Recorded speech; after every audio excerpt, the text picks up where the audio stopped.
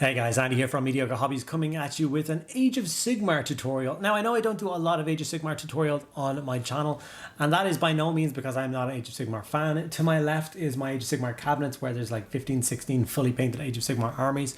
So it is a very a big part of my personal hobby.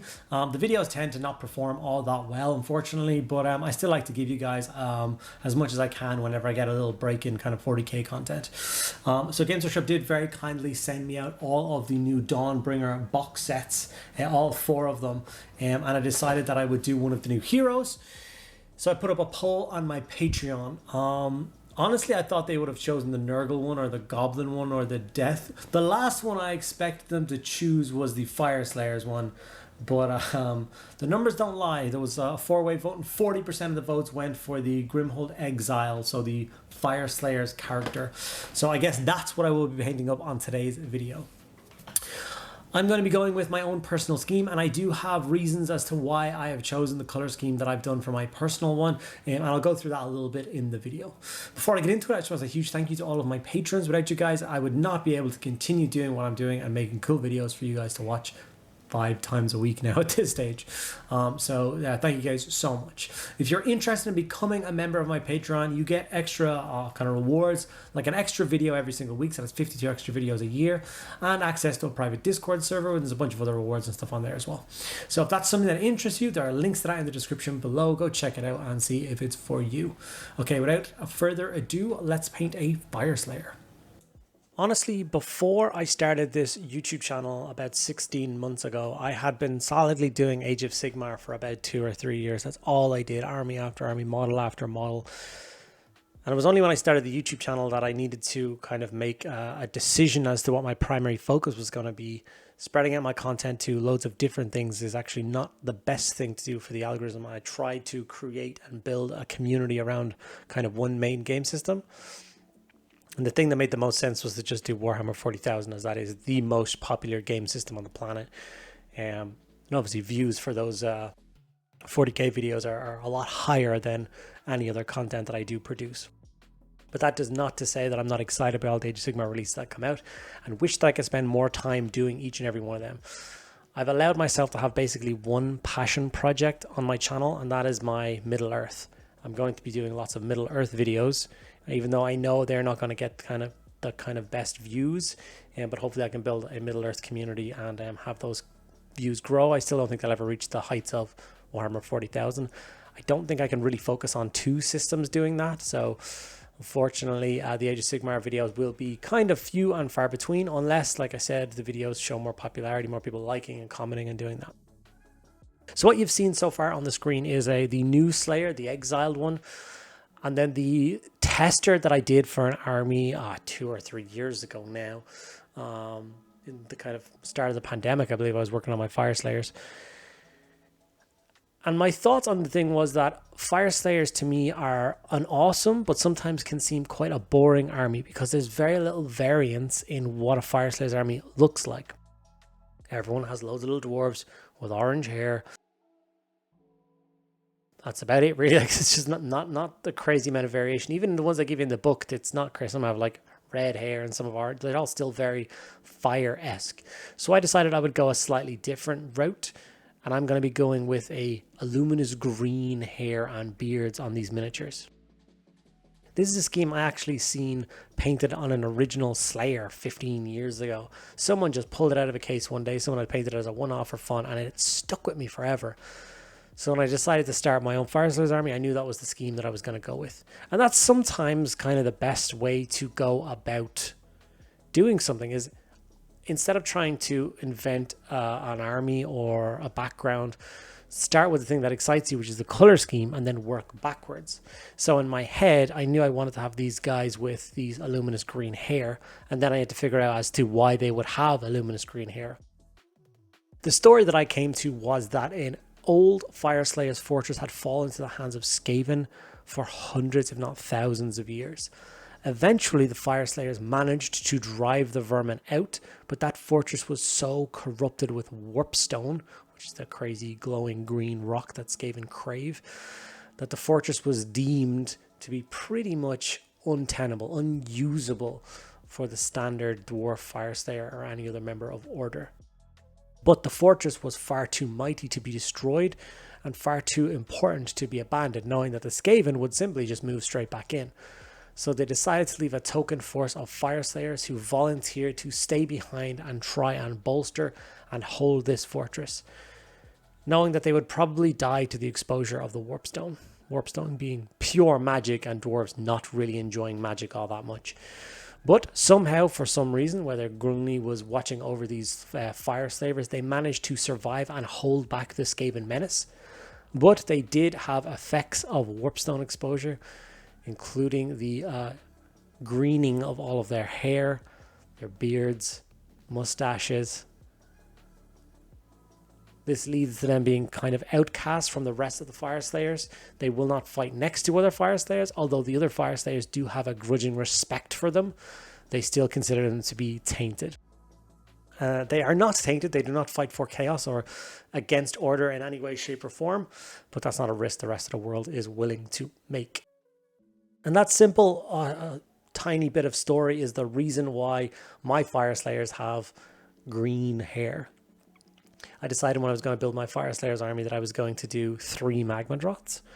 And one of them is going to be a big green mutant colored one. One was going to be albino and one was going to be a standard Magma Droth color just for fun. And that once again plays into the idea where I get to choose the color schemes I want for my miniatures. No one gets to tell you guys how to paint them. Just do whatever you want to do. And if anyone has a problem with it, that's their problem, not yours. I just didn't want to go to a tournament and have my Fyreslayers army look like 10 other Fyreslayers armies on the table. That's not to say, I'm not criticizing people who do paint them like standard Fyreslayers. It's a very nice scheme. I would just like mine to stand out a little bit more. So that's kind of where we're at now.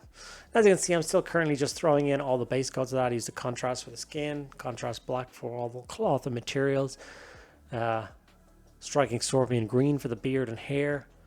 Moving on to the metallics, I'm doing gold and all of the gold details. Remember that Fyreslayers have runes hammered into their skin and flesh, so make sure you pick all of those out. Iron Hand Steel for the rest of the metallics, the heads of the hammers. To be honest, that's pretty much it for the rest of the metallics. These are super quick and easy steps. I didn't want this scheme to be particularly complicated. I believe there's about 60 or 70 Fyreslayers in my army. And with this one being painted, that brings the total painted to 2. So I think I need to get my a move on and get the rest of them painted at some stage in the near future. I think they would look pretty cool. Especially that green Magma Droth. It's been in my head for years now, and it needs to just get out and be envisioned, be on a tabletop, be painted. I think it'll look pretty cool when it's done. Another thing you may have noticed with my Fyreslayers is that they're all on kind of brick bases. That once again plays into that idea that they are holding a fortress, an old dwarven ruined fortress. Now I realized that I'd forgotten to do this on the one that I am doing now, so I have to go back retrospectively and apply that to them. So I'm using the Green Stuff World Rollers and the green stuff. This green stuff isn't particularly good. Not that the Green Stuff World one is bad. It's just this one is kind of old. I think it's been sitting there for about 2 years. So I use a knife, run it under the scenic base that's already on the Fyreslayer, chop it off, get a fresh base, mix up some of this green stuff. It didn't mix very well. It was a bit gritty and a bit bitty, but I didn't have any other green stuff to hand, so I kind of had to make do. You can still see all the little bits in it if you look carefully there. They were so annoying. I didn't want to open a whole packet of Das clay for one base. I wasn't going to use the rest of it now, or I didn't have any milliput to hand, so unfortunately green stuff was all I had. So mixed up some green stuff, flattened it out across the base, wet the top of it so the roller doesn't stick to it, roll it across the brick motif really quickly, and while the green stuff is really soft, grab a very sharp knife and just trim around the sides to get a nice smooth base rim around your nice cobblestone bases.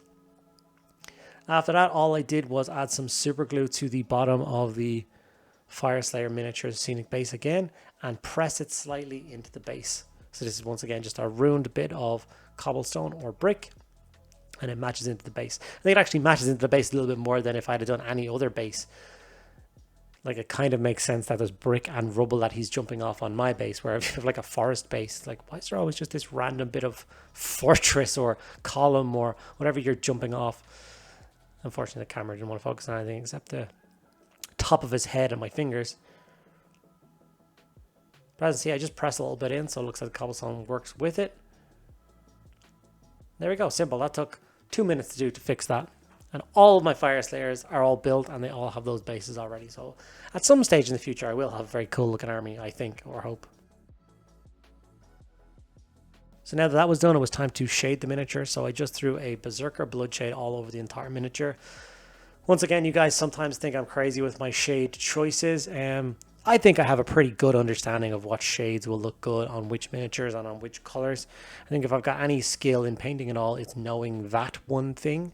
Knowing that layering will fix anything that doesn't really work with it.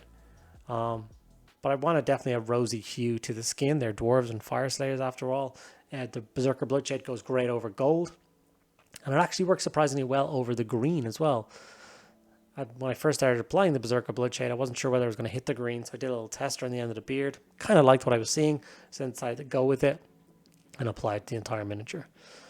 After that, I just waited for the green stuff to dry a little bit more, and then I base coated all of the base in Mechanica Standard Grey.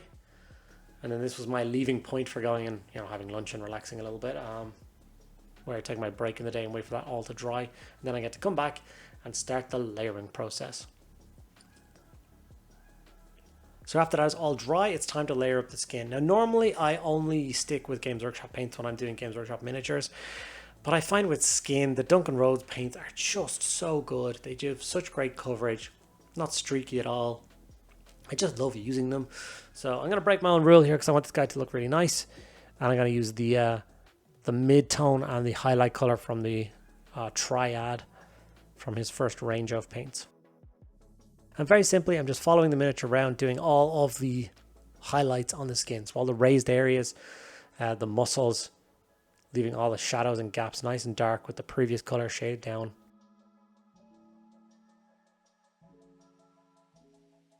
This is a slightly time consuming stage, and if you are doing an entire army, even if it's just standard Fyreslayers, this may slow you down a little bit.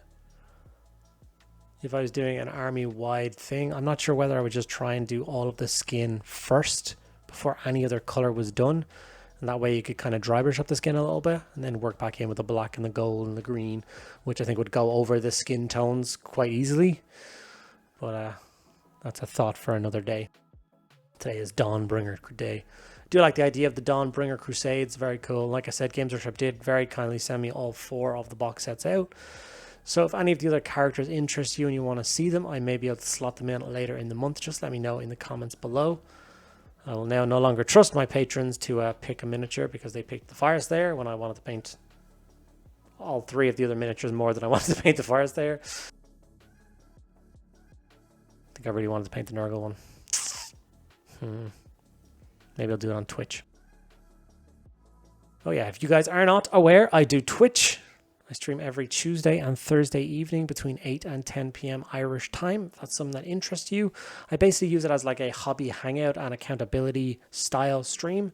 So the idea is you guys have a set 4-hour period, 2-hour slots in a week to sit down and get some hobby done. Even if you only do it once a week, that's still a 2-hour slot of dedicated hobby time, which I think is really important to have that laid out. If you tell yourself, I'm going to get a bit of painting done this week, but you don't say, I'm going to do it on Tuesday at this time, you'll just keep pushing it back and pushing it back and not finding the time, being too busy. Whereas if you have something locked in your diary, in your calendar, on Tuesday at 8 o'clock, I have to sit down, have my paints and my brushes ready, and I'm going to paint along for 2 hours, get some hobby done, have some chats. I think it's been really useful for a bunch of different people. The last stream we did, we had about 50 people on, chatting, hanging out, and doing that. So the more, the merrier. Jump on, get involved, say hello. Everyone is very friendly and welcoming. So after the skin was highlighted, I went to the metallics. I just used a little bit of silver to touch up all the gold and silver parts of the miniature. A little bit of white to paint in his teeth and his eyes.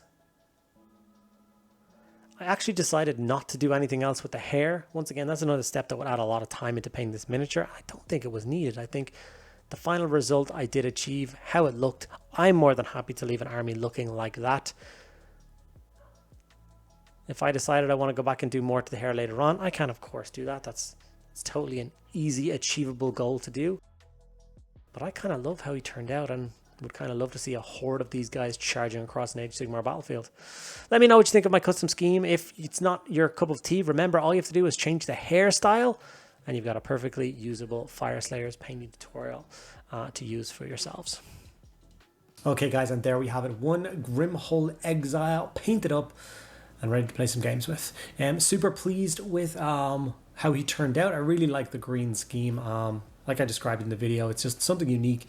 I think a lot of Fyreslayers armies look kind of too similar, and I wanted mine to stand out on the tabletop. So one of these days I will get to like a bright green magma droth. I've got it in my cabinet built and sprayed. I just haven't got around to doing the painting yet, but I'm very excited to get around to do that at some point soon. If that's something you would like to see, and if you're actually interested in seeing more Age of Sigmar content, please make sure you do like the video, comment on it below, share it around. If I see bigger numbers on my Age of Sigmar videos and more people are interested in it, then I'll of course make more for you guys. I'd be more than happy to. But yeah, I think that's about it for this video. Thank you guys so much. I can't wait to see you in my next video in probably 2 days. See you then.